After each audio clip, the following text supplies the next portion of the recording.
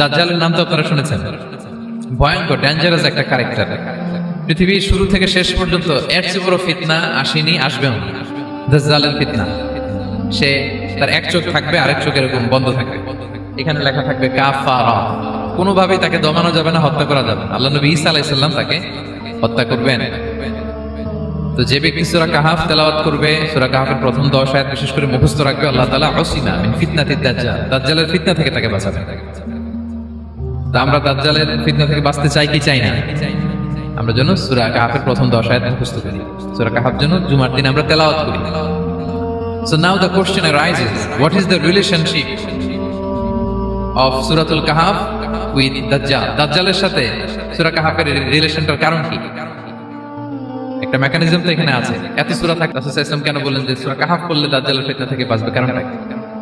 এর কারণ হচ্ছে দাজ্জাল আমাদেরকে যে সমস্ত জিনিস দিয়ে ফিতনায় ফেলবে, ওই ফিতনাগুলোর সলিউশন আল্লাহ তাআলা সূরা কাহাফের ভিতরে রেখে দিয়েছেন। দাজ্জাল 4টা জিনিস দিয়ে আমাদেরকে ফিতনায় ফেলবে। ট্রায়াল অফ ফেথ, এক নম্বর। ঈমানের পরীক্ষা সে আমাদেরকে ফেলবে, আমাদের বিশ্বাস নিয়ে ছিনিমিনি খেলবে সে। এটার সলিউশন আছে সূরা কাহাফ, আমি বলবো আস্তে আস্তে। 2 নম্বরে দাজ্জাল আমাদেরকে ফিতনায় ফেলবে, দ্য ট্রায়াল অফ ওয়েলথ, সম্পদ দিয়ে সে আমাদেরকে ফিতনায় ফেলবে। 3 নম্বর দ্য ট্রায়াল অফ নলেজ, জ্ঞান দিয়ে সে আমাদেরকে ফিতনায় ফেলবে। 4 নম্বর দ্য ট্রায়াল অফ পাওয়ার, ক্ষমতা দিয়ে সে আমাদেরকে ফিতনায় ফেলবে। দাজ্জাল 4টা জিনিস দিয়ে আমাদেরকে পরীক্ষায় ফেলবে। কয়টা? 1 হচ্ছে ঈমানি পরীক্ষা, 2 হচ্ছে সম্পদ দিয়ে পরীক্ষা, 3 হচ্ছে জ্ঞান দিয়ে পরীক্ষা, 4 হচ্ছে ক্ষমতা দিয়ে পরীক্ষা। সে ঈমানের পরীক্ষায় আমাদেরকে ফেলবে। সে এসে বলবে আমি তোমার রব, এবং এটা প্রমাণ করার জন্য যা যা দরকার আল্লাহ তাআলা তাকে সব দিবেন, সে সব করতে পারবে। সে বলবে আমি তোমার রব। যদি বিশ্বাস না হয়, তোমার বাবাকে যদি জীবিত করে বিশ্বাস করবে, অনেকে বলবে হ্যাঁ আমার আব্বাকে জীবিত করে দেখান, তো তার বাবাকে ঠিকই সে জীবিত করে ফেলবে। আসলে শয়তান তার বাবার সূরত নিয়ে সামনে দাঁড়াবে, আরে তাই তো, এটাই তো আমার বাবা, এটাই তো আমার দাদা। মানুষ ফিতনায় পড়ে যাবে, ঈমানের ফিতনায়। সে ভাববে আসলে এটাই বোধহয় আমার রব, এবং তাকে এত ক্ষমতা দেওয়া হবে, তার ডান দিকে থাকবে জান্নাত, বাঁ দিকে জাহান্নাম। তার কাছে আল্লাহ এটা দিবে। যে তার কথা শুনবে তাকে সে জান্নাতে ঢুকাবে, কিন্তু জান্নাতে ঢুকে সে জাহান্নামের শাস্তি ভোগ করবে। এটা তার বাইরের মানুষ বুঝবে না, অ্যাপারেন্টলি এটা জান্নাত। আর যে তাকে মানবে না, তাকে সে জাহান্নামে ফেলবে, কিন্তু জাহান্নামে ঢুকলেও সে জান্নাতের নাজ নেয়ামত ভোগ করবে। তাহলে এই যে ঈমানের ফিতনায় সে ফেলে দেবে আমাদেরকে। তো ঈমান কি করে বাঁচাবো, এটা সলিউশন আমি শোনাবো। 2 নম্বরে সে আমাদেরকে সম্পদ দিয়ে ফিতনায় ফেলবে। যা যা লাগবে সে তাই দিতে পারবে, যা লাগবে। সে যদি আকাশকে বলে আকাশ বৃষ্টি দাও, যাকে তারা মানবে ওই এলাকায় বৃষ্টি হবে, সুজলা সুফলা শস্য শ্যামলা হবে, সে সমস্ত এলাকা ফল মূলে ভর্তি হবে, বরকত আর বরকত। আর যা যে এলাকার লোকেরা, জনপদের লোকেরা তাকে মানবে না, সে বলবে ওখানে বৃষ্টি হবে না, হবেও না। ওখানে খরা, দুর্ভিক্ষ, মাটি ফেটে চলছে, মানুষ না খেয়ে মরবে, মহামারী, দুর্ভিক্ষ দেখা দেবে। তখন বিশ্ববাসী মনে করবে এটাই বোধহয় আমাদের রব। তার মানে সম্পদ দিয়ে ফিতনায় ফেলে দিবে। 3 নম্বর হচ্ছে নলেজ, তার জ্ঞানের কাছে গোটা বিশ্ব হার মানবে। পূর্বের পরের যত জ্ঞান আছে সব আল্লাহ তাকে দিবে। ইলমুল আউয়ালিন ওয়াল আখিরিন, এমন কোন প্রশ্ন নেই যেটা দিয়ে তাকে আটকানো যায়। যাই জিজ্ঞেস করবেন সব জানতা, সব বলে দেয়। ভবিষ্যৎবাণী বলে দিবে, বলবে আগামীকাল ওইখানে অমুক দেশে বোমা বিস্ফোরণ হবে, হবে ওইখানে, ওখানে দুর্ভিক্ষ হবে, হবে ভূমিকম্প হবে, হবে। সে যা বলবে তাই হবে। তার জ্ঞানের এই বহর দেখে মানুষ ফিতনায় পড়ে যাবে।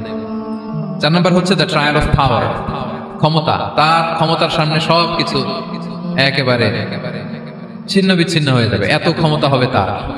সে যেমনটি বলবে তেমনটি করতে হবে। বাতাসের চেয়ে দ্রুত বেগে সে এক দেশ থেকে আরেক দেশে চলে যাবে।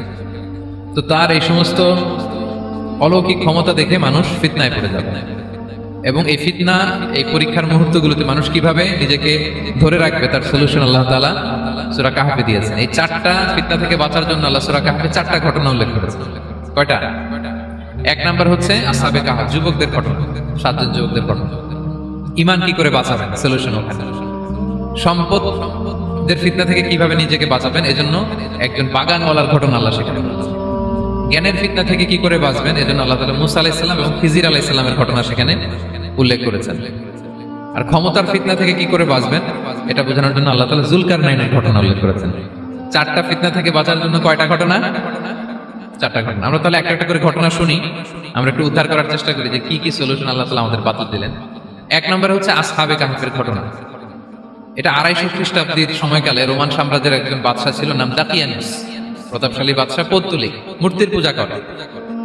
ঈসা আলাইহিস সালাম বিদায় নিয়েছেন 200-250 বছর হলো। তো সব নবীর ধর্মই কিন্তু ইসলাম, যদিও আমরা নাসারা বলি, ইহুদি বলি, সব নবীদের ধর্মই কি ইসলাম। তো তিনি ছিলেন পৌত্তলিক, মূর্তির পূজা করত। আর তার এলাকায় কেউ যদি ঈসা আলাইহিস সালামের নাম নিত, আখিরাতে বিশ্বাস করতো, আল্লাহ বিশ্বাস করতো, তাদেরকে তারা পাথর মেরে হত্যা করত। এজন্য ভয়ে কেউ ঈসাই ধর্মে ঈমান আনতো না, মানে ইসলামে ঈমান আনতো না।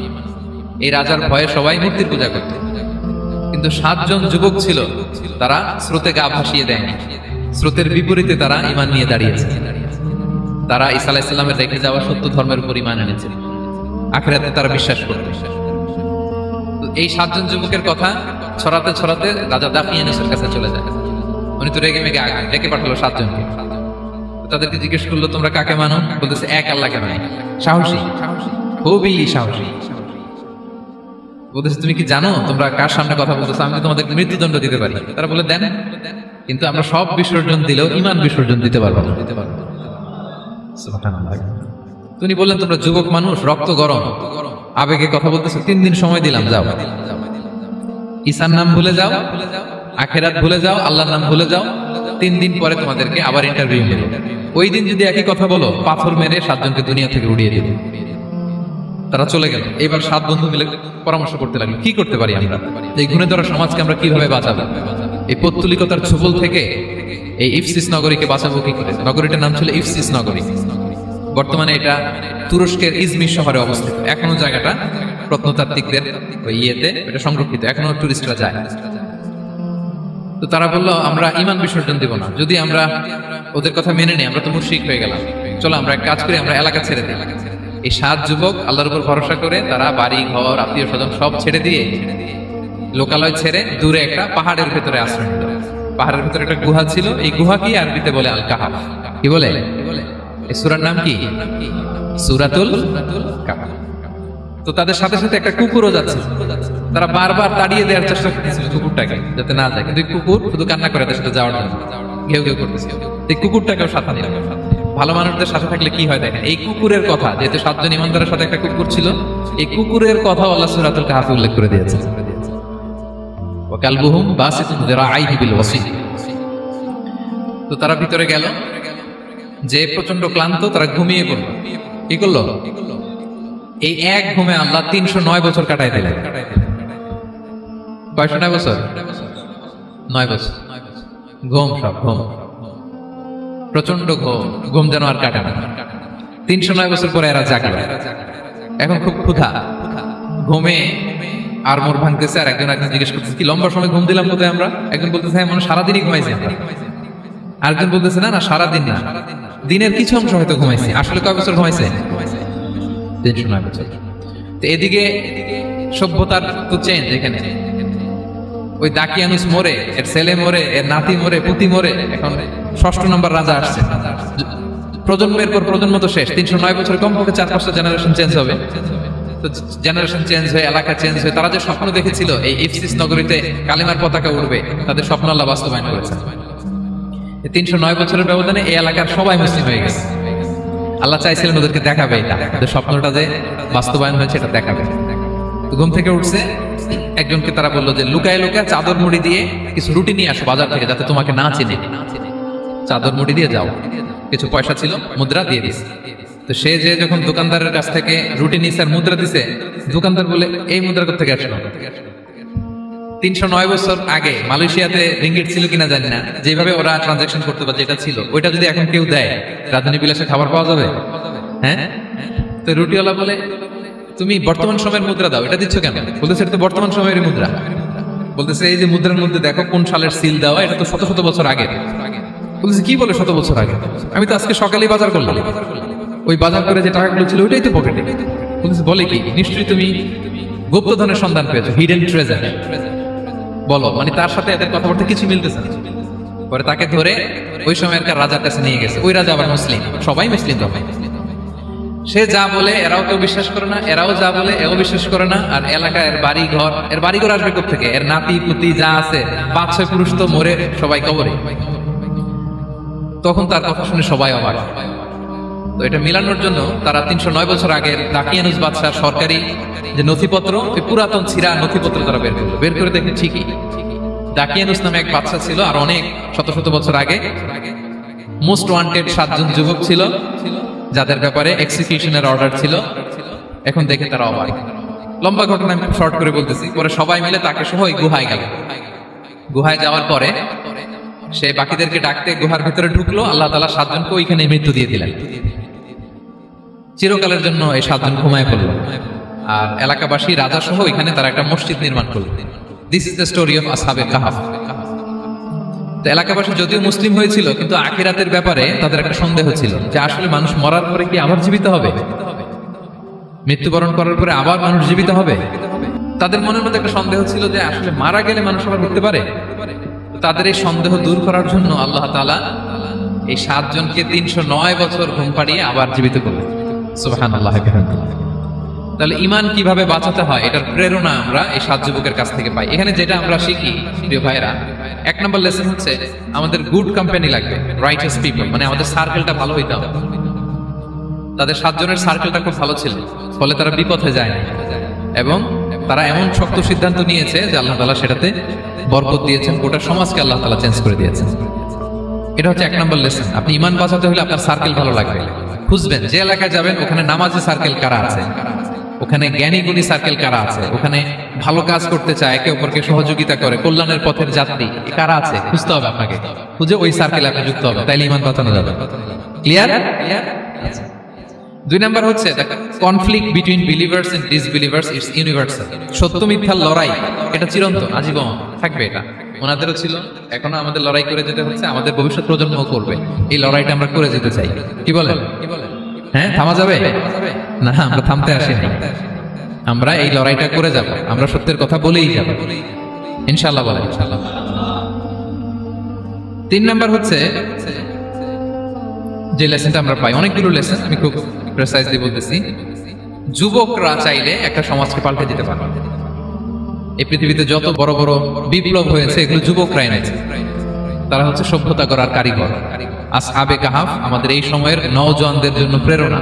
তারা আমাদের জন্য প্রেরণার বাতিঘর। তারা যেমন ঈমানকে রক্ষা করেছে, আমাদের যুবকরা চাইলেও তাদের ঈমানি চেতনাতে স্পিরিট দিয়ে সমাজটাকে পাল্টে দিতে পারে। কি বলেন? এখানে বেশিরভাগই তো যুবক। হ্যাঁ, গুড সার্কেলে থাকবেন তো আপনারা? সত্যের পক্ষে সবাই থাকবেন তো? আল্লাহ তাআলা কবুল করুন। আচ্ছা, এবার 2 নাম্বার ছিল সম্পদের ফিতনা, কিভাবে বাঁচবেন। আসহাবে কাহাফের পরে সূরা কাহাফে আল্লাহ তাআলা একজন বাগানওয়ালার ঘটনা বলেছে। 2 জন বন্ধু, একজন একটু গরিব, সে বিশ্বাসী, আরেকজন ধনী, সে অবিশ্বাসী। তাকে আল্লাহ তাআলা বিশাল বড় খেজুরের বাগান আর আঙ্গুরের বাগান দিয়েছেন, বিশাল অনেক বড় বিজনেস ম্যাগনেট। তো এই সম্পদের অহংকার সে করত। সে প্রায় তার গরিব বন্ধুকে বলতো যে তোর চেয়ে আমার সম্পদও বেশি, সন্তানও বেশি, জনবল বেশি, লোকবল বেশি, অর্থবল বেশি, সব বেশি। অহংকারে তার পা মাটিতে পড়তো। আর সে আখিরাতে অবিশ্বাস করত এবং সে বলতো যে এই সম্পদ আমারে বাঁচাবে, চিরকাল আমাকে স্মরণীয় করে রাখবে, এই সম্পদ কোনোদিন যাবে না। অনেক বড় বড় ধনীরা আছে, তারা এরকম মনে করে যে আমি এত বড় সিআইপি, হ্যাঁ, আমি এত বড় বিজনেস ম্যাগনেট, এই দিন বোধহয় আর চেঞ্জ হতে পারে না, আমার আজীবনই বোধহয় এত পাওয়ার থাকবে, এত সম্পদ থাকবে। এটা ভুল ধারণা। এটা কি ভুল ধারণা? এই যে তুরস্কে দুর্ভিক্ষ হইল না, আপনারা দেখছেন না যে অনেক সম্পদের মালিক বাড়ি ঘর ভেঙে রাস্তার ফকির। এখন ওই যে রিফিউজিদের জন্য যে খাবার আসছে ওখানে লাইনে দাঁড়াইছে, কারণ এখন লাইনে না দাঁড়ালে খাবারও তো মিলবে না। 1000 কোটি টাকার মালিক ছিল, ভেঙে চুরে সব শেষ। এখন রিলিফের নেওয়ার জন্য দুস্থদের কাতারে ওখানে দাঁড়াইছে, কারণ দাঁড়াইলেই কিছু খাবার পাওয়া যাবে, খিচুড়ি পাওয়া যাবে, তা না হলে তো খাবারটাও মিলবে না। এই যে বঙ্গবাজারে আগুন লাগলো আমাদের বাংলাদেশে, 20টা-25টা দোকান ছিল অনেকের যাদের অন্যান্য বিজনেস আছে তারা হয়তো সার্ভাইভ করতে পারতেছে, কিন্তু এমন অনেক ব্যবসায়ী ছিল সব শেষ, জ্বলে পুড়ে তার টাকা পয়সা পুঁজি স্বপ্ন সব শেষ। তো ধনীকে গরিব বানাতে আল্লাহর 1 সেকেন্ডও লাগে না। ওই বিশাল প্রাসাদ থেকে টেনে ভাঙ্গা থালা হাতে দিয়ে রাস্তায় নামাইতে আল্লাহর কয় সেকেন্ড লাগে বলেন তো? 1 সেকেন্ডও লাগে না। সো এই লেসনটা কিন্তু আমাদের নিতে হবে। এবং ওই ব্যক্তির নসিবে তাই ঘটেছিল। সে যখন অহংকার করতেছিল, আল্লাহ তাআলা আকাশ থেকে হুসবান একটা আগুন পাঠালেন। ওই আগুন এসে তার আঙ্গুরের বাগান, তার খেজুরের বাগান, বিশাল মাইলকে মাইল এই বাগান জ্বালিয়ে পুরো মুহূর্তের মধ্যে সারখার করে, এবং মুহূর্তের মধ্যে সে পথের ভিখারি, ফকির। এই ঘটনাটা এনে আল্লাহ তাআলা সম্পদশালীদেরকে রিমাইন্ডার দিলেন যে এই সম্পদের ফিতনায় তোমরা পড়ে যেও না। আমরা সম্পদশালী হলে বাস্তবতা অনেক সময় ভুলে যাই। সূরাতুল হুমাযাতে আল্লাহ তাআলা বলেন ইয়াহসাবু আন্না মালাহু আখলাদা, সম্পদশালীরা মনে করে এই সম্পদ আমাকে চিরকাল বাঁচিয়ে রাখবে, চিরকাল বোধহয় এই সম্পদ আমার হাতে থাকবে। না, এটা হাতের ময়লা, আজ আছে কাল নাই, যে কোনো সময় চলে যেতে পারে। এটা হচ্ছে ম্যাটেরিয়ালিস্টিক আউটলুক, বস্তুবাদী চিন্তা থেকে এই আমাদের ধনী ভাইদের এই সমস্যাটা হয়। ভোগবাদী চিন্তার প্রভাব আর কি। সম্পদ যখন হাতে থাকে ধরাকে সরাজ্ঞান করে, মনে করে যে সবই আমার কন্ট্রোলে। না, আপনারে ওই গরিবের কাতারে আনতে, ওই রিলিফের সম্পদ নেওয়ার জন্য ওই লাইনে দাঁড় করাইতে আল্লাহর 1 সেকেন্ডও লাগে না। এটা খেয়াল রাখতে হবে। আমরা যখন প্রাইভেট কারে চড়ি মাঝে মাঝে অনেকে এসে হাত পাতে, এদেরকে ছোট করা যাবে না। গল্পটা আল্লাহ ভিন্ন করতে আল্লাহর 1 সেকেন্ডও লাগে না। ওইদিকে আমি দাঁড়ায় হাত পাততাম আর উনি প্রাইভেট কারে বসে থাকতো। আল্লাহ চাইলে এরকম করতে পারতেন না? পারতেন। তো এখান থেকে আমাদের জন্য শিক্ষা হচ্ছে সম্পদ এটা ক্ষণস্থায়ী, আজ আছে কাল নাই। এটা ক্ষণস্থায়ী, এটাকে এভারলাস্টিং মনে করা যাবে না। এভারলাস্টিং হচ্ছে আখিরাত। ওয়ালাল আখিরাতু খায়রুল লাকা মিনাল উলা, আখিরাত তোমার জন্য দুনিয়ার চেয়ে শ্রেষ্ঠ। এবং আল্লাহ তাআলা দৃষ্টান্ত একটা দিয়েছেন যে দুনিয়ার জীবনটা হচ্ছে কামা, ওই পানির মতো যেটা আনসালনাহু মিনাস সামা, আকাশ থেকে নাজিল করেছি। ওই পানি ক্ষেতের মধ্যে পড়ে ফসল, ফুল ফসল হয়েছে। এরপরে যখন ফসল কাটা হয়, ওই ক্ষেত খামার এগুলো তৃণলতা হয়ে যায়, ভুসির মতো হয়ে যায়। তখন বাতাসের ঝাপটায় একবার এদিকে যায়, একবার ওদিকে যায়। অনেক লম্বা উপমা, আমি সংক্ষেপে বললাম। তো শেষ আউটপুটটা হচ্ছে এটা, সম্পদ এটা মুহূর্তেই চলে যেতে পারে। সম্পদ উপার্জন জায়েজ আছে, মুসলিমরা সম্পদ উপার্জন করতে পারবে, কোনো অসুবিধা নাই। আপনি যদি ধনী হন এটা ভালো, ফলে আপনি যাকাত দিতে পারবেন, অসহায় দুস্থদের সহায়তা করতে পারবেন, কন্ট্রিবিউট করতে পারবেন।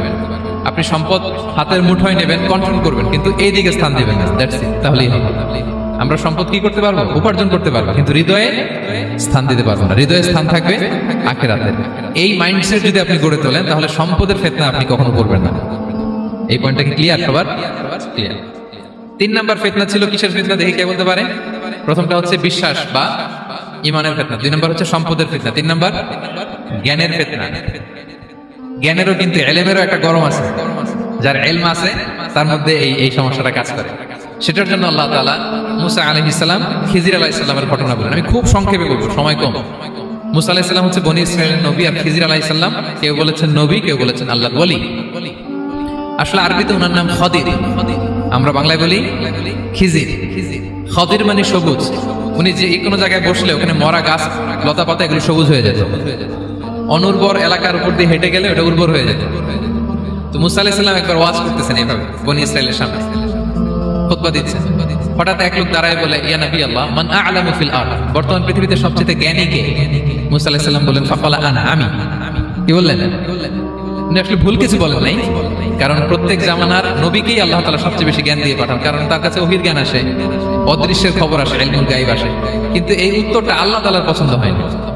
আল্লাহ তাআলা চাচ্ছিলেন মুসা যদি বলতো আল্লাহ তাআলাই জানে কে জ্ঞানী বা আল্লাহই সবচেয়ে জ্ঞানী, এরকম হইলে ভালো হতো। কিন্তু মুসা আলাইহিস সালাম কি বলছে? আমি। একজন প্রশ্ন করলো সবচেয়ে বড় জ্ঞানী কে? উনি কি বললেন? আমি। এই যে আমি এটাতে ঝামেলা আছে। আমি বড়, আমি জানি, আমি সব। This is problematic. আল্লাহ এটা পছন্দ করলেন না।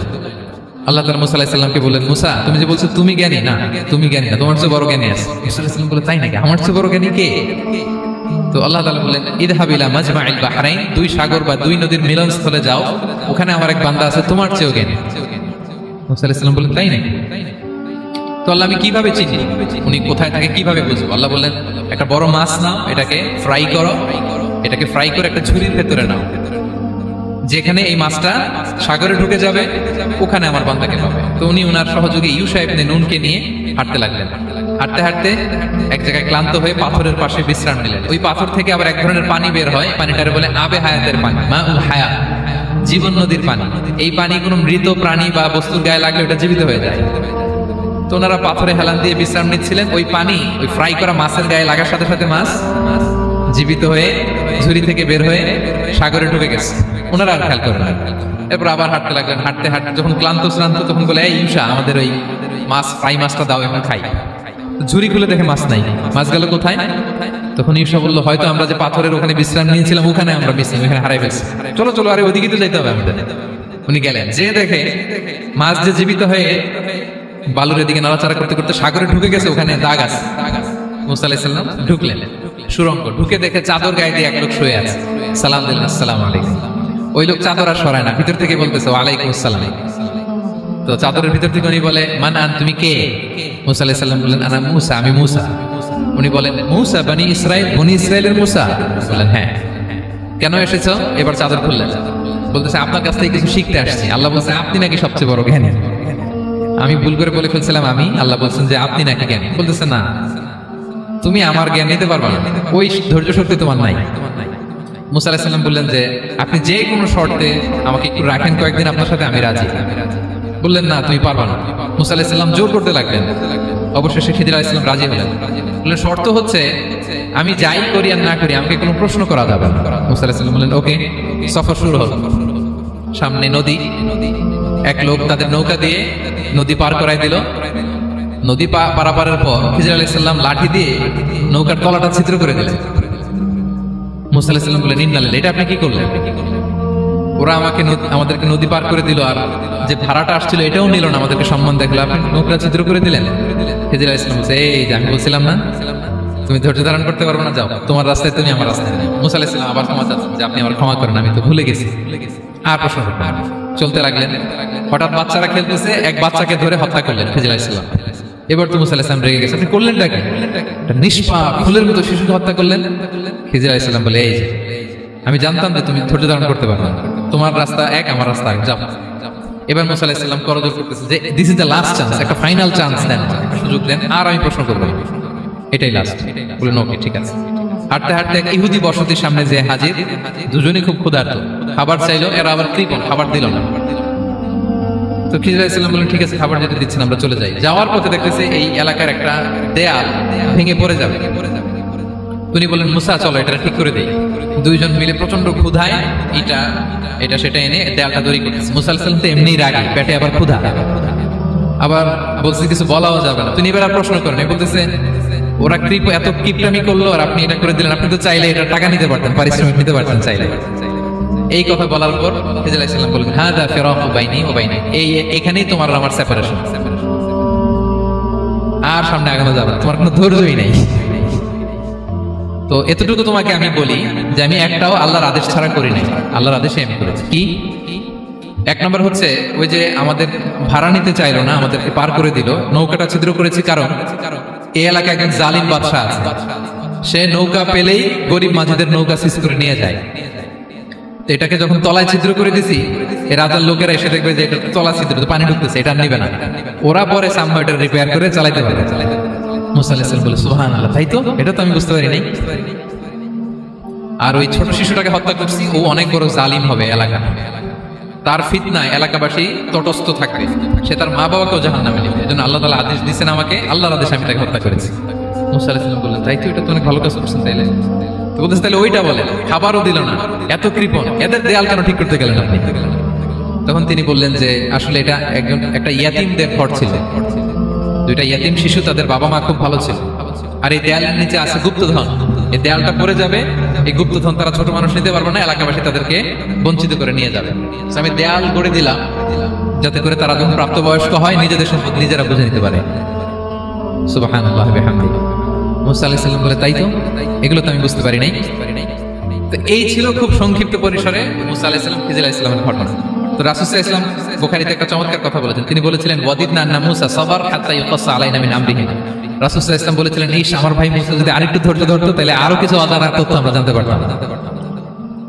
এখান থেকে, এই ঘটনা থেকে আমরা কি শিখলাম? প্রথম যেটা আমরা শিখলাম, জ্ঞান নিয়ে বড়াই করতে হবে, ঠিক কি না? জানার কোনো শেষ নেই, জাননেওয়ালার উপরও জাননেওয়ালা আছে, জ্ঞানীর উপরও জ্ঞানী আছে। আপনি কিছু জেনেই মনে করবেন না আমি সব জানি, আপনার চাইতেও বেশি জ্ঞানী অনেকে আছে। অনেক সময় বক্তার চাইতেও শ্রোতারা অনেক জ্ঞানী। হয়তো এখানে এমন অনেক জ্ঞানী লোক আছে যার ধারে কাছেও আমরা কেউ নেই, হতে পারে। সো আমি সব জানি, এটা ভুল, এটা শয়তান বলে। এটা কে বলে? শয়তান বলে। আবু নওয়াস একটা কবিতা লিখেছেন, ওয়াকুল্লি মান ইয়াদঈ ফিল ইলমি ফালসাফাতান হাবাসতা শাইআন ওয়া গাবাত আনকা আশিয়াউ। কেউ যদি বলে আমি সব জানি, তুমি তাকে বৃদ্ধাঙ্গুলি দেখিয়ে বলো আপনি কিছুই জানেন না, আপনি অল্প কিছু জেনেছেন, জানার এখনো অনেক বাকি। তাহলে মুসা আলাইহিস সালামের এই ঘটনা জিজ্ঞেস করা হলো কে জ্ঞানী, উনি বললেন আমি জ্ঞানী। এরকম কি আমরা কখনো বলবো? না। সবচাইতে বড় জ্ঞানী কে? ওয়া ফাওকা কুল্লি যী ইলমিন আলীম, সবচাইতে বড় জ্ঞানী আল্লাহ তাআলা। সো জ্ঞান নিয়ে আমরা অহংকার করব না। 2 নম্বর যে শিক্ষাটা আমরা পাই, ওই যে নৌকা দিয়ে পারাপার হচ্ছিল, তখন একটা চড়ুই পাখি এসে সাগরের মধ্যে মুখ দিয়েছে। তো খিজির আলাইহিস সালাম বললেন, মুসা তুমি কি চড়ুই পাখিটা দেখতে পাচ্ছ? হ্যাঁ দেখতে পাচ্ছি। চড়ুই পাখিটা যে সাগরে মুখ দিলে দেখতে পাচ্ছ? হ্যাঁ দেখতে পাচ্ছি। তখন খিজির আলাইহিস সালাম বললেন, চড়ুই পাখিটা সাগরে মুখ দিয়ে পানি খাওয়ার পরে চড়ুই পাখির ঠোঁটে বা চঞ্চুতে যতটুকু পানি লেগে আছে, এই পানিটা হচ্ছে তোমার, আমার এবং মহাবিশ্বের আমাদের সকলের জ্ঞান। আর এই মহাসাগরের সকল পানি হচ্ছে আল্লাহ তাআলার জ্ঞান। আল্লাহ তাআলা বলেছেন, ওমা উতিতু মিনাল ইলমি ইল্লা কালিলা, আমি তোমাদেরকে একেবারে অল্প জ্ঞান দিয়েছি, একেবারে অল্প। এই রহস্যে ঘেরা এই মহাবিশ্বের অনেক কিছু আমাদের অজানা প্রিয় ভাইরা, আমরা অনেক কিছু জানি না, আমাদের এই লিমিটেড নলেজ এগুলো ধরে না, তারপর আমরা জ্ঞানের বড়াই করি। আপনারা উপমাটা বুঝতে পারছেন? একটা নৌকা থেকে চড়ুই পাখি ঠোঁট দিয়ে পানি খাচ্ছে, পানি খাওয়ার পরে স্বভাবতই চড়ুই পাখির ঠোঁটে একটু পানি তো লাগবে। খিজির বললেন যে এই পানিটা হচ্ছে তোমার, আমার, পৃথিবীর সবার জ্ঞান, আর এই সাগরের বাকি পানিগুলো কার জ্ঞান? এবার বুঝতে পারছেন আল্লাহ তাআলার জ্ঞানের পরিধি। আমরা জ্ঞান নিয়ে যেন কখনো কি না করি, বড়াই না করি। জ্ঞান 2 ধরনের, একটা বাহ্যিক জ্ঞান, একটা অন্তর্নিহিত জ্ঞান। External knowledge, internal knowledge. আমরা যখন কোরআন হাদিস পড়ি আমাদের বাহ্যিক জ্ঞান অর্জন হয়। কোরআন হাদিস পড়লেই আপনি জ্ঞানী হয়ে যান। এটা কোরআন হাদিস পড়তে হয়, এটা ডাইজেস্ট করতে হয়, এটার উপর আমল করতে হয়। এই জ্ঞান অর্জন শেষে এরপরে আল্লাহর প্রিয় বান্দাদেরকে আল্লাহ অন্তরে ইলমের নূর দেন, ইলহাম দেন। That is the knowledge, that is the pure knowledge. আপনি হাফেজে কোরআন হয়ে ভাবেন না আপনি সব জানেন, আপনি বুখারী মুখস্থ করে ভাবেন না সব জানেন। এই সব জ্ঞান অর্জন করার পরে ইলমের নূর হাসিল হয়, সেটা আল্লাহ সবারে দেয় না। সো এই অন্তর্নিহিত জ্ঞান, দূরদৃষ্টি, farsightedness, that is the pure knowledge. এটার জন্য বছরের পর বছর, যুগের পর যুগ সাধনা করতে হয়। সেটার জন্য এই জ্ঞান অর্জনের জন্য 3টা জিনিস করতে হয় ইলমের নূর অর্জনের জন্য। কয়টা? 1 হচ্ছে বিনয়, 2 হচ্ছে সফর, 3 হচ্ছে সবর। আবার বলি, 1 হচ্ছে বিনয়, 2 হচ্ছে সফর, 3 হচ্ছে সবর। আল্লাহ তাআলা আল্লাহর নবীকে তাওরাত দেওয়ার পরেও আরো ট্রেনিং সেশন করাইছেন খিজির আলাইহিস সালামের কাছে। যাও, ওনার কাছে গেলে তুমি ছোট হবা, নত হবা। জ্ঞান যদি আমি নিতে চাই আমাকে ছোট হইতে হবে। ধরেন একটা গ্লাস থেকে একটা খালি গ্লাসে পানি ঢালবো, তো যেটাতে নেওয়া হবে এটা উপরে থাকলে হবে? যে গ্লাসটার মধ্যে পানি আছে এটা উপরে থাকবে, ওইটা ব্ল্যাঙ্ক গ্লাসের মধ্যে পড়বে। আপনি নলেজ, ইলম নিতে চাইলে আপনাকে নিচে থাকতে হবে, উনি উপরে থাকবেন। আপনার শায়েখ আপনাকে দিবে, আপনার উস্তাদ আপনাকে দিবে, আপনার মুর্শিদ আপনাকে দিবে। বুঝতে পেরেছেন? তাহলে আমাদেরকে হাম্বলনেস লাগবে। শিখতে হইলে হাম্বল হইতে হয়, বিনয়ী হইতে হয়। আচ্ছা, 2 নাম্বার সফর করতে হয়। এটাও আল্লাহ মুসা আলাইহিস সালামকে দিয়ে করাইছে, যাও পিছে পিছে উস্তাদের পিছে পিছে ঘুরো। তো এজন্য সফর করতে হয়। এখন ঘরে বসে অনেক কিছু জানা গেল, উস্তাদের সান্নিধ্য লাগে, সফর করতে হয়। আমাদের ক্লাসিক আলেমরা হাদিস কালেকশনের জন্য শহরকে শহর সফর করতেন। এখন আমাদের আলেমরা দেওবন্দে যায়, মিশরে যায়, মদিনায় যায়, এখানকার মালয়েশিয়ান স্টুডেন্টরাও দেশে বিদেশে যে নলেজ অর্জন করে। সফর আপনাকে লাগবেই। তাহলে বিনয়, সফর, 3 নম্বরে কি? সবর। ধৈর্যশীল হইতে হবে। দেখেন মুসা আলাইহিস সালাম বারবার প্রশ্ন করে ফেলতেছেন, বারবার ওয়াদা ভঙ্গ করতেছেন, এরকম করলে হবে না। ধৈর্য লাগবে। ধৈর্যের বলে বলিয়ান হলে তখনই আপনার মধ্যে ইলম আসবে। তাহলে জ্ঞানের ফিতনায় পড়ার আর আমাদের কোনো সম্ভাবনা আছে? আমরা বিনয়ী হব, আমরা জ্ঞান আল্লাহর দিকে ফিরাই দেব, আমরা বলবো উনি সবচেয়ে ভালো জানেন। পারা যাবে তো ইনশাআল্লাহ? আচ্ছা, আমি একেবারে শেষ পর্যায়ে চলে আসছি, 2 মিনিটের মধ্যে শেষ করে দিচ্ছি। 3 নাম্বার ছিল কিসের ফিতনা? 4 নাম্বার ক্ষমতার ফিতনা। এই ফিতনা থেকে বাঁচার জন্য সর্বশেষ আল্লাহ তাআলা যুলকারনাইনের ঘটনা বলেছেন। অনেক বড় বাদশা ছিলেন, পৃথিবীতে 4 জন বাদশা গোটা বিশ্ব শাসন করেছেন। 2 জন কাফির, 2 জন মুমিন। কাফির একজন হচ্ছে নমরুদ, যিনি ইব্রাহিম আলাইহিস সালামকে আগুনে ফেলেছিলেন। আরেকজন হচ্ছে বখতেনাসার, যাকে ইংরেজিতে বলে নেবুচারনেজার দ্য সেকেন্ড, দ্বিতীয় নেবুচারনেজার। তারা কোনো নির্দিষ্ট এরিয়ার বাউন্ডারির বাদশা না, গোটা বিশ্বের বাদশা ছিলেন। এই 2 জন কাফির। আর 2 জন বাদশা ছিলেন গোটা বিশ্বকে শাসন করেছেন, তারা ছিলেন মুমিন। একজন হচ্ছে সুলাইমান আলাইহিস সালাম, আল্লাহর নবী। আরেকজন হচ্ছে যুলকারনাইন, গোটা বিশ্ব শাসন করেছেন, প্রাচ্য থেকে পাশ্চাত্য সব জায়গায় তিনি গিয়েছেন, ইসলামের বাণী প্রচার করেছেন, জালিমদেরকে শায়েস্তা করেছেন। তো এরকম দিক বিদিক তিনি জয় করতেছিলেন। অনেকে যুলকারনাইনকে আলেকজান্ডার দ্য গ্রেটের সাথে গুলিয়ে ফেলে না। ম্যাসিডোনিয়াতে যে আলেকজান্ডার দ্য গ্রেট ছিল, উনি আর যুলকারনাইন এক নন। যুলকারনাইন হচ্ছে আল্লাহ তাআলার প্রিয় একজন বান্দা, অনেক বড় সাহসী বীর পুরুষ ছিলেন, গোটা বিশ্বে ইসলাম প্রচার করেছেন। করতে করতে করতে করতে অনেক বড় ঘটনা, আমি সব শেষের ঘটনাটা বলি। উনি জর্জিয়া, বর্তমান যে জর্জিয়ার টিবলিসি এরিয়া, এখানে এসে একটা এলাকার সন্ধান পেলেন, যারা ওনাকে এসে বলল যে এখানে একটা জঙ্গলি গ্রুপ আছে যাদের নাম ইয়াজুজ মাজুজ, তারা এসে আমাদের উপর হামলা করে। হে জুলকারনাইন, আমরা আপনাকে ট্যাক্স কালেক্ট করে দিচ্ছি, আপনি তাদের মাঝে আর আমাদের মাঝে একটা প্রাচীর তৈরি করে দেন। আপনারা ইয়াজুজ মাজুজের নাম শুনেছেন না? ইংরেজিতে বলে গগ ম্যাগগ। নূহ আলাইহিস সালামের 4 সন্তান ছিল, হাম, সাম, ইয়াফাস, কানাআন। এই ইয়াফাসের বংশধর হচ্ছে ইয়াজুজ মাজুজ, জঙ্গলি হাজার হাজার বংশ বিস্তার করে। তারা এসে লোকালয়ে মানুষের উপর আক্রমণ করে, তাদের গবাদি পশু এগুলো ছিনিয়ে নেয়, ফলমূল খেয়ে ফেলে। তো জুলকারনাইন বাদশার কাছে যখন বিচার দেওয়া হলো, উনি বললেন ঠিক আছে, তোমাদের ট্যাক্স দেওয়া লাগবে না, তোমরা শারীরিক পরিশ্রম করে আমাকে সাহায্য করো। তো উনি বর্তমানে হচ্ছে এক পাশে কৃষ্ণ সাগর, ব্ল্যাক সি, আরেকদিকে কাস্পিয়ান হ্রদ বা কাস্পিয়ান সাগর, এর মাঝখানে 1200 কিলোমিটার লম্বা মাউন্টেন রেঞ্জ, পাহাড়ি এরিয়া। আপনারা গুগলে দেখবেন। এইখানে দুই পাহাড়ের মাঝখানে ফাঁকা জায়গায় তিনি বড় বড় লোহার পাত প্রথিত করলেন, গেড়ে দিলেন। এরপরে তামা, সীসা গালিয়ে বিশাল একটা ওয়াল তৈরি করলেন। এটা জুলকারনাইন ওনার বানানো ওয়াল বা ড্যাম, প্রাচীর। এখন আর ইয়াজুজ মাজুজ আসতে পারে না, ওরা আর আসতে পারে না। ওরা প্রতিদিন এটা ভাঙার চেষ্টা করে, কিন্তু ভাঙতে ভাঙতে আরেকটু ভাঙলেই ভেঙে যাবে। ওরা বলে আগামীকাল ভেঙে যাবে, ইনশাল্লাহ বলতে ভুলে যায়। এজন্য এরপরের দিন এসে দেখে আবার এটা আগের মতো হয়ে আসে। কিয়ামতের আগ দিয়ে ওদের মধ্যে এই ইনশাআল্লাহর প্রেরণা আসবে। তাদের একজন বলে উঠবে, আগামীকাল ইনশাআল্লাহ আমরা এটা ভেঙে খান করে দেবো, ঠিকই ভেঙে দেবে। তখন তারা ভেঙে চুরে কুটি কুটি ইয়াজুজ মাজুজের দল এসে হামলে করবে। সামনে পড়বে তাবারিয়া সাগর, এক দল এসে তাবারিয়া সাগর এমন ভাবে খাবে, এই দল যাওয়ার পরে আরেক দল এসে এখানে যে সাগরে যে পানি ছিল এটা কল্পনাই করতে হবে। তারা পৃথিবীতে ফিতনা ফাসাদ করবে। ঈসা আলাইহিস সালাম তখন আসবেন, দোয়া করবে আল্লাহ তাআলার কাছে মুমিনরা, একটা মহামারী দিবে আল্লাহ তাআলা ইয়াজুজ মাজুজের মধ্যে, ওরা মরে যাবে সব। এরপর বিশাল এক পাখি এসে তাদেরকে আল্লাহর মর্জি মাফিক এমন এক জায়গায় ফেলে আসবে, কেউ জানবে না। তো তারা যে পচে গলে মাটির সাথে মিশেছিল, এই গলিত লাশ থেকে মাটি খুব উর্বর হয়ে যাবে। এরপর আল্লাহ তাআলা পৃথিবীর মধ্যে বারাকা দিবেন, কিছু রোপণ করলে তাড়াতাড়ি ফুলে ফেপে বড় বড় ফলমূল হচ্ছে। তো এটা কিয়ামতের আলামতের অন্য কোনো আলোচনায় হয়তো আমরা বলবো। তো জুলকারনাইন তিনি বিশাল এখানে প্রাচীর তৈরি করে দিয়েছিলেন, এবং প্রাচীর তৈরি করে দিয়ে তাদেরকে বলেছিলেন যে যতদিন আল্লাহ তাআলা চাইবেন এটা থাকবে, এবং যেদিন আল্লাহ তাআলার আদেশ আসবে এটা ভেঙে খান খান হয়ে যাবে। তার মানে দেখেন, এত পাওয়ারফুল, এত শক্তিশালী, এত ক্ষমতাধর হওয়ার পরেও তিনি তার ক্ষমতাকে কার দিকে ফিরিয়ে দিয়েছেন? যে আল্লাহ যতদিন চাইবে এই প্রাচীর টিকে থাকবে, যেদিন আল্লাহ তাআলার আদেশ আসবে এই প্রাচীর ভেঙে খান খান হয়ে যাবে। সো আমরা ক্ষমতার দেখা পেলে, চেয়ার একটা পেলে আমরা যেন জালিম হয়ে না উঠি, এটা হচ্ছে এখান থেকে শিক্ষা। আমরা যেন জুলুম না করি। উনি সম্পদের মালিক ছিলেন, ক্ষমতার মালিক ছিলেন, কিন্তু উনি যে আল্লাহর বান্দা এটা ভুলে যান নাই। আমরা যখন ক্ষমতাশীল হই, আমরা যখন প্রধানমন্ত্রী হই, আমরা যখন প্রেসিডেন্ট হই, আমরা যখন পাওয়ারফুল হই, আমাদের সবচেয়ে বড় পরিচয় যে আমরা আব্দুল্লাহ, আল্লাহর গোলাম, এটা আমরা ভুলে যাই। আমাদের আসল পরিচয় কি? আমরা আল্লাহর গোলাম।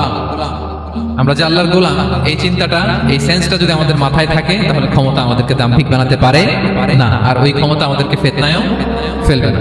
তাহলে সম্মানিত সুধী, দাজ্জাল কয়টা জিনিস দিয়ে আমাদেরকে ফিতনায় ফেলবে?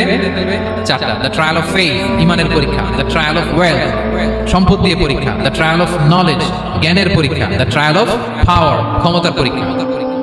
আর ঈমানের পরীক্ষায় উত্তরণের জন্য আল্লাহ তাআলা আমাদেরকে সূরা আসহাবে কাহফের ঘটনা শুনিয়েছেন, যে 7 জন যুবক তারা তাদের ঈমানকে হেফাজত করেছিল। সম্পদের ফিতনা থেকে বাঁচানোর জন্য আল্লাহ তাআলা আমাদেরকে এক বাগানওয়ালার কাহিনী জানিয়েছেন, যে সম্পদ পেয়ে তোমরা দাম্ভিক হয়ে যাও, এটা আজ আছে কাল থাকবে না। জ্ঞানের পরীক্ষা থেকে আমাদের মুক্তির জন্য আল্লাহ তাআলা অনেক বড় করে আল্লাহ নবী মুসা আলাইহিস সালাম এবং খিজির আলাইহিস সালামের ঘটনা শুনিয়েছেন, আমাদের বুঝিয়েছেন যে আমাদেরকে বিনয়ী হতে হবে, জ্ঞানের জন্য সফর করতে হবে এবং সবর করতে হবে। সবশেষে আল্লাহ তাআলা ক্ষমতার ফিতনা থেকে বাঁচানোর জন্য ক্ষমতাধর, আমরা তো একটা দেশের মালিক হই এখন, অমুক দেশের প্রেসিডেন্ট, অমুক দেশের প্রধানমন্ত্রী, উনি গোটা বিশ্বের প্রতাপশালী রাজা ছিলেন জুলকারনাইন। তারপরেও উনি যে আব্দুল্লাহ, উনি যে আল্লাহর গোলাম, এটা তিনি ভুলে যাননি। তাহলে এইভাবে যদি আমরা এই ফিতনাগুলো থেকে বাঁচার চেষ্টা করি, তাহলে এই ফিতনা থেকে আমরা বেঁচে থাকতে পারবো। এবং দাজ্জাল যদি এই মুহূর্তেও আসে, সে আমাদেরকে বিভ্রান্ত করতে পারবে না। পারবে না ইনশাআল্লাহ। ইনশাআল্লাহ বলেন। আর ভবিষ্যতের সব কাজের আগে আমরা সবসময় কি বলবো? মনে থাকবে সবার? আল্লাহ তাআলা আমাদের সবাইকে কথাগুলো বোঝার ও আমল করার তৌফিক দান করুন। হাযা মা ইনদি ওয়াল ইলমু ইনদাল্লাহ আলাইহি তাওয়াক্কালতু ওয়া ইলাইহি উনীব। ওয়াসসালামু আলাইকুম ওয়া রাহমাতুল্লাহি তাআলা ওয়া বারাকাতুহু।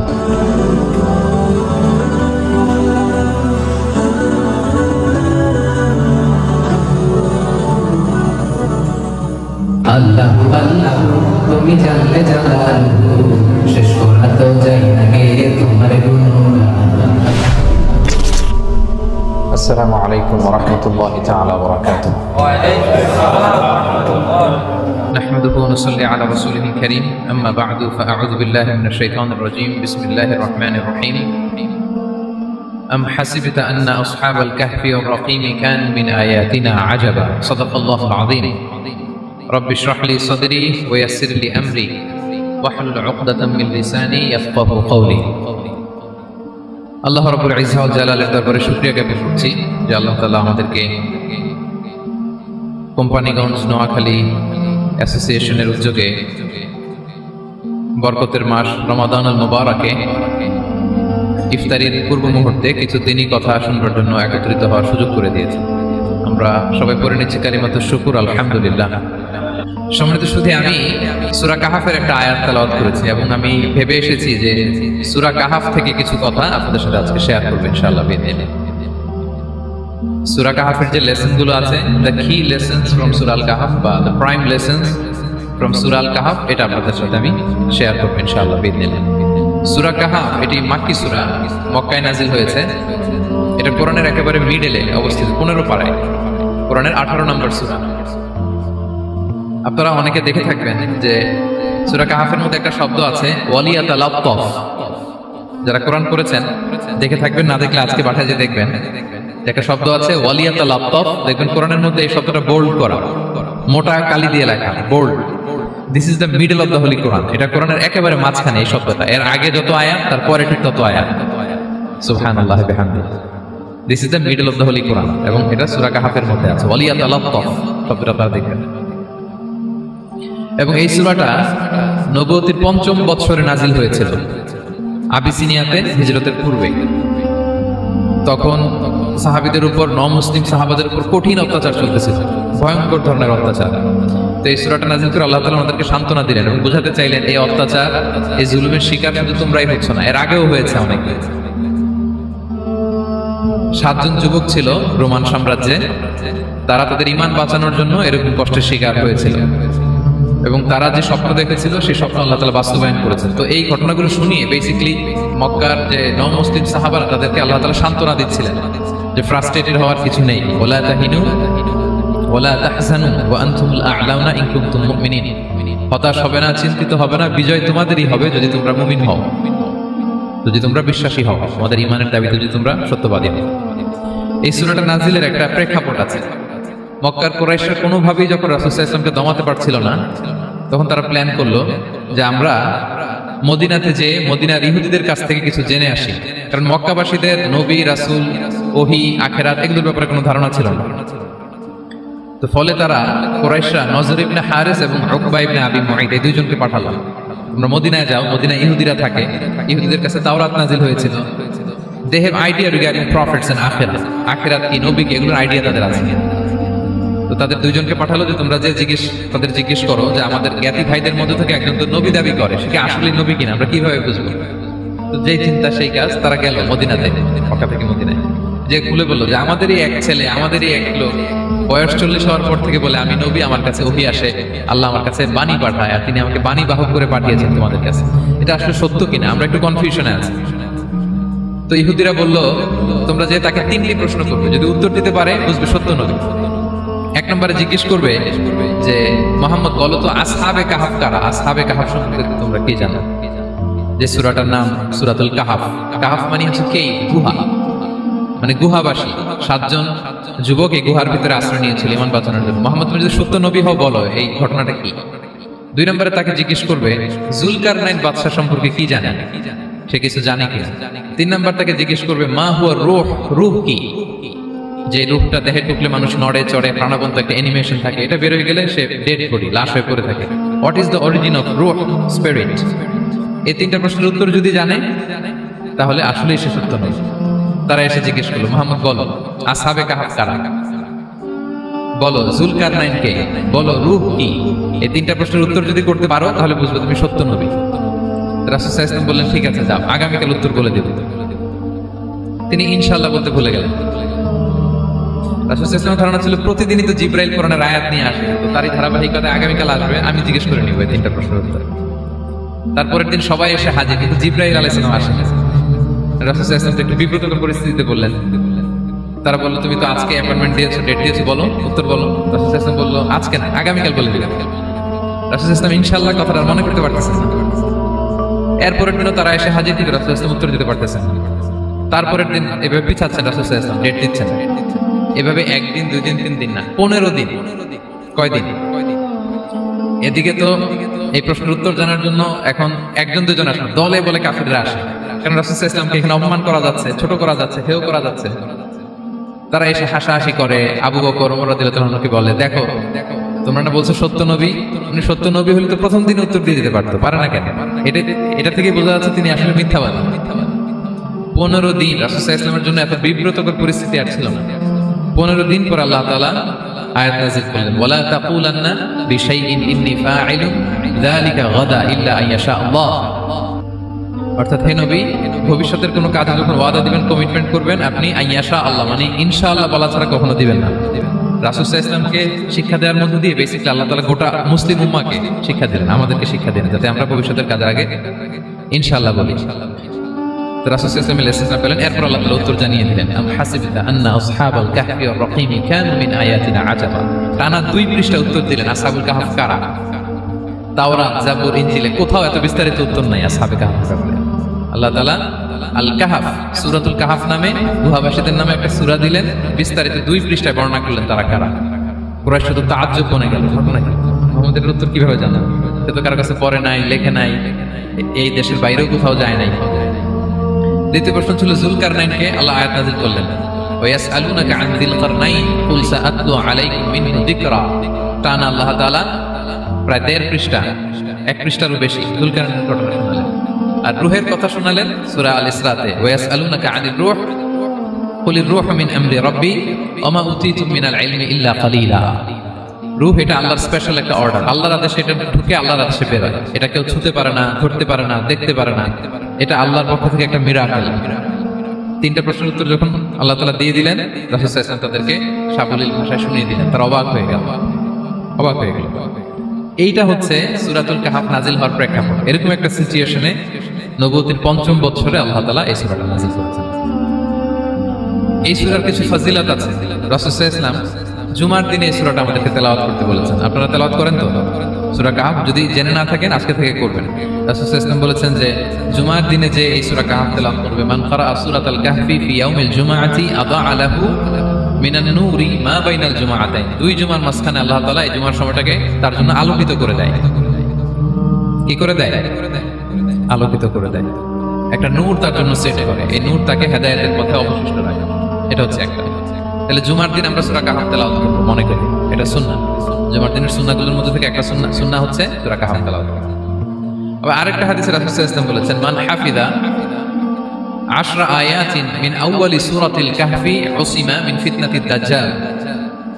যে ব্যক্তি সূরা কাহফের প্রথম 10 আয়াত মুখস্থ করবে সে দাজ্জালের ফিতনা থেকে মুক্তি পাবে।